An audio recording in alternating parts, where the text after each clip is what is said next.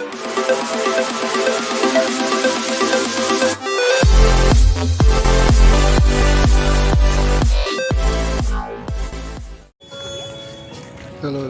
guys. Ito guys, namasyal kami dito guys. Sa may Bakawan guys. Ito yung inumpisa nilang place na parang parang gawin nilang tourist. Hindi pa masyado nabibila pero umpisa na nila. Taog pala paggabi. Yung tawag na Bakawan na please promote nila ito. Ayusin tong part nito. Nakaumpisa pa lang nila dito. Kaya ito guys, narinig kong meron silang ganito yung pag-uwi namin. Kaya ito, namasyal kami dito. Niyaya namin yung mga pamangkin namin na may pasyal dito. Hindi namin alam to. Nagka-uwi pa lang namin dito sa place namin. Tagal ng panahon. Ito guys, samahan niyo kami dito guys. Napakasimple lang ng nakikita natin yung place na matagal nang hindi natin na pasyal. At mayroon na pala silang ganito. Ikutin natin guys hanggang dulo. Pero hindi pa ito tapos daw. At pagagandahin pa nila itong lugar na to. Pagka-umpisa pa lang nila. Project ito ng mayor dito sa lugar namin. Tingnan natin guys. Okay. Yun guys, mayroon din palang masusulungan na dito guys. Halimbawa kung may ulan, mayroon ka lang masusulungan dito. Pwede kang magpahinga. Tapos nagsenda ko, tapos wala Ngayon lang ako nakapunta dito.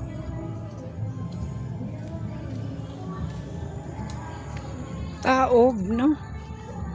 Hala, delikado to, nasira. Ayusin naman nila yan pag dating ng panahon, pagandahin nila. Okay, bagat nakuan naman. Ano nakuhaan? Pero may mga bata dyan standby.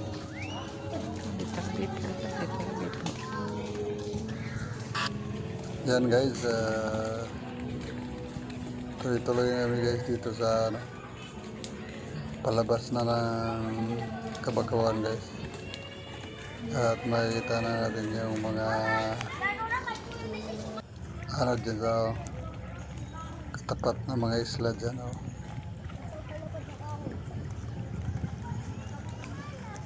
ganda ng sunset guys. Hapon na kasi.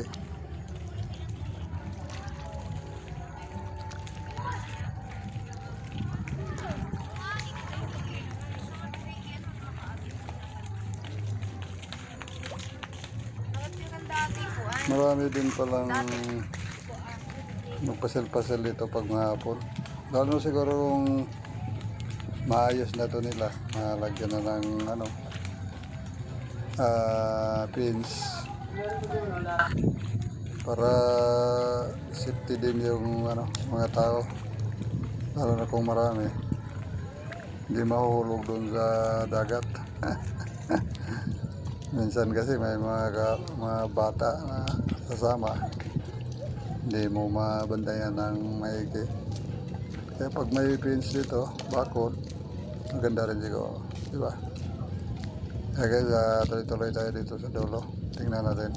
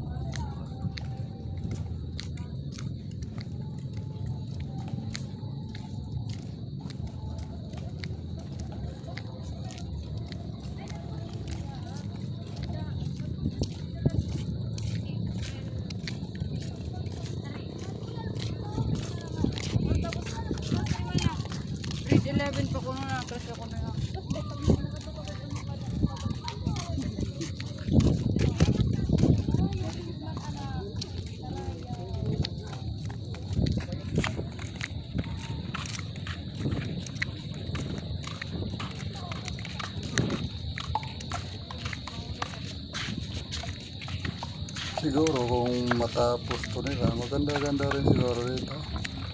Mapangin-hangin pag mahapon o magabi pag may light na. Mahangin-hangin talaga dito. Dahil ano to eh, dagat na talaga. Ano, nalagaan talaga nila dito yung kabakhawan dito guys. Kasi Waray pala mahuman. sa sentro ng bayan dahil tabi ng dagat to. Inano nila,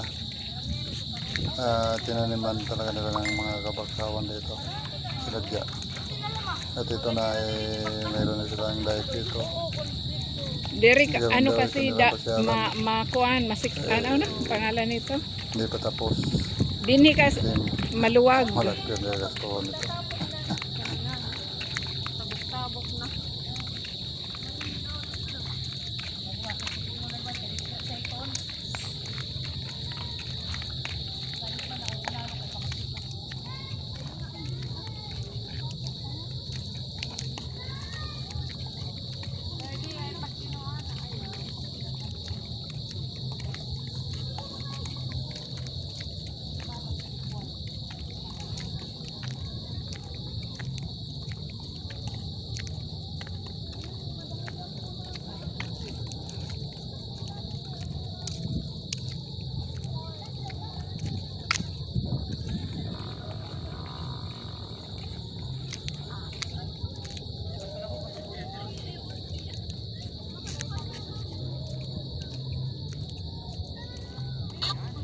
Mahaba-haba rin talaga dito na lalakarin, no? Kaya matagal-tagal dito. Marami na mga Sapit ka man ni Kuya. yan lang, kailangan din dito na pagdating na mayroon din talagang safety guard. Kasi mahirap din pasok din ng ganito. Pag walang bantay, baka may mga hindi magandang tao pumasok at nag-isa ka lang, lalo na kung babae. Kaya, siguro pagdating na panahon, meron din siguro guard dito. Dibilap talaga nila to. Yung Bakhawan tourist spot nila.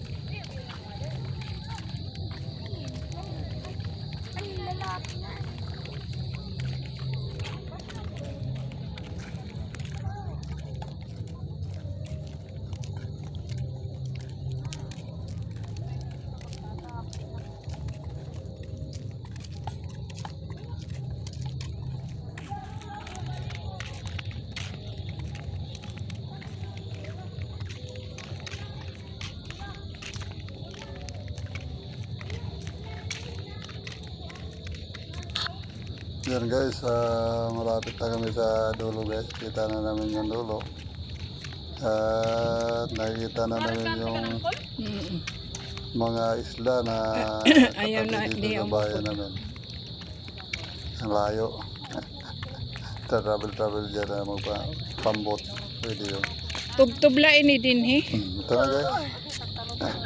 Dulo na. Kaya na yung mga bumangkin ko guys. Mura maglagas na.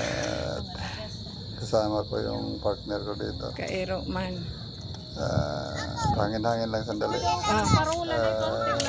O sige, shout out na. Sabihin, ausin niya. Magandang Aidin. Aidin na diyo, hello vlog sa rin. Shout out. Isa sa sipon pagdo. Okay guys, thank you so much. Hanggang dito na lang muna. Until next upload guys. Pinapakita ko lang ito. Mga lugar dito na medyo pambihira. Hindi